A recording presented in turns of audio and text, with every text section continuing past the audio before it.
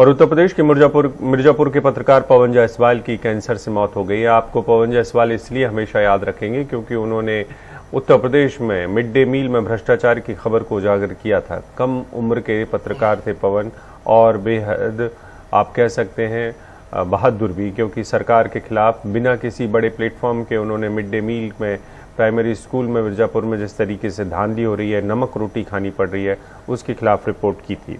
ये खबर सामने आने के बाद पवन जायसवाल के खिलाफ ही केस दर्ज कर दिए गए थे, लेकिन बाद में पुलिस ने केस वापस ले लिए। काफ़ी दिनों से उनका इलाज वाराणसी के अस्पताल में चल रहा था। उनकी हालत बेहद नाजुक थी। इलाज के लिए उनके पास पैसे भी नहीं थे। पत्नी और मां के गहने बेचकर उनका इलाज करवाया जा रहा था। पवन की मदद के लिए आम आदमी पार्टी के सांसद संजय सिंह और दूसरे पत्रकार साथी भी आगे आए थे। सौरभ शुक्ला हैं हमारे साथ इस बारे में ज्यादा बात करने के लिए। सौरभ, एक पत्रकार के तौर पर हम सब चाहते हैं कि कोई ऐसी खबर करें जिसे हमेशा याद रखा जाए। पवन जायसवाल एक वैसी ही खबर करके एक छोटी उम्र में हम सबके बीच से चले गए। बिल्कुल शारिक, एक ऐसी खबर जिसने आंखें खोल दी कि किस तरीके सरकार के सारे दावों की पोल खोली उन्होंने। मिर्ज़ापुर के अहरौरा थाना क्षेत्र में वो रहते थे और इस जिला मुख्यालय से 60 किलोमीटर दूर है। और जैसा कि अभिषेक ने बताया, उन्होंने दिखाया था कैसे ज़मीन पर बैठा करके 8वीं के बच्चों को मिड डे मील के नाम पर नमक रोटी खिलाई जा रही और वो रोटी भी सूखी थी। लेकिन पवन जायसवाल पर उसके बाद मुकदमा दायर कर दिया गया था। 420 की धारा 120B जो कि आपराधिक साजिश की धारा है वो लगाई गई। लेकिन बाद में जब पत्रकारों ने इस पर आवाज़ उठाई तो वो केसेस उनसे वापस ले लिए गए थे उन पर। लेकिन इससे भी ज़्यादा दुखद है कि वो बहुत गरीब रहे हमेशा। उनको मुंह का कैंसर था। 2021 में उन्होंने अपना इलाज कराया था जिसमें उन्हें लगभग 40 लाख रुपए खर्च करने पड़े और उसके बाद भी वो ठीक नहीं हुए। और फिर अभी लगभग 1 महीने पहले उनका वो कैंसर वापस से आ गया और वो बनारस के एक प्राइवेट अस्पताल में भर्ती थे। उनके इलाज में उनकी पत्नी, माँ के गहने तक बिक गए। बहुत ज़्यादा आर्थिक रूप से वो पहले से ठीक नहीं थे। पत्रकारिता करते थे लेकिन वो फ्रीलांस पत्रकारिता ज़्यादा थी। वो किसी चैनल या अखबार के रोल्स पे नहीं थे, तो कोई मेडिकल इंश्योरेंस था नहीं। तो जो इलाज में पैसे खर्च हुए वो अपनी जेब से खर्च करने पड़े।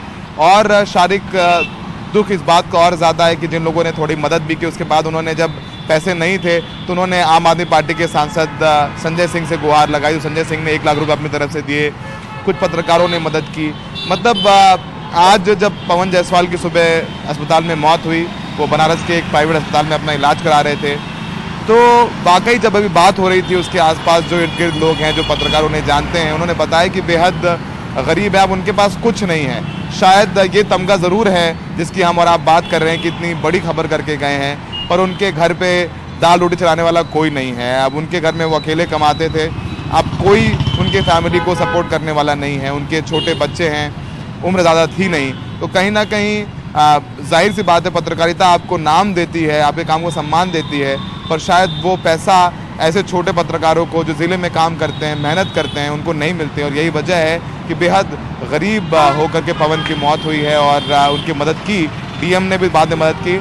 लेकिन अगर सही समय पर अच्छा इलाज मिलता तो शायद पवन हमारे साथ होती। लेकिन बहुत दुख की बात है और ये खबर बताने में भी अंदर से इतनी तकलीफ हो रही है शारिक, कि हमारे बीच एक बहुत अच्छा पत्रकार, जिसने कम उम्र में इतनी बड़ी खबर की, प्रशासन से भिड़ भी गया, मुकदमे भी लिए, लेकिन अंत में वो कैंसर से जंग हार गया।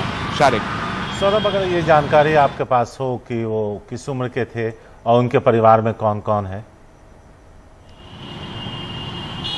देखिए, उनकी उम्र लगभग 40 के करीब थी जो बताया जा रहा है। और उनके परिवार में उनकी पत्नी है, उनकी माँ है, उनकी बहनें हैं और 2 बच्चे भी ये बताया जा रहा है। दोनों ही बच्चे छोटे हैं जो स्कूल जाते हैं।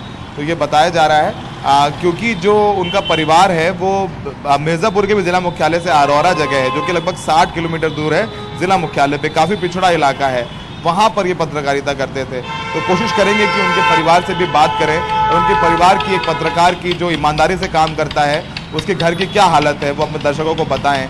तो शायद जो लोग आज कल पत्रकारों से नाराज़ रहते हैं, शिकायतें करते हैं, उनको समझ में आए कि वाकई पत्रकार भी एक इंसान होता है। और ख़ासकर छोटे ज़िले के पत्रकार जो बिना किसी नाम, बिना किसी पैसे के दिन रात मेहनत करते हैं और ईमानदारी से अपनी पत्रकारिता करते हैं। शारिक। शुक्रिया सौरभ। एक ऐसे पत्रकार के रूप में पवन जायसवाल जाने जाएंगे जो सरकार के लिए नहीं, सरोकार के लिए, लोगों की परेशानियों के लिए काम किया करते थे।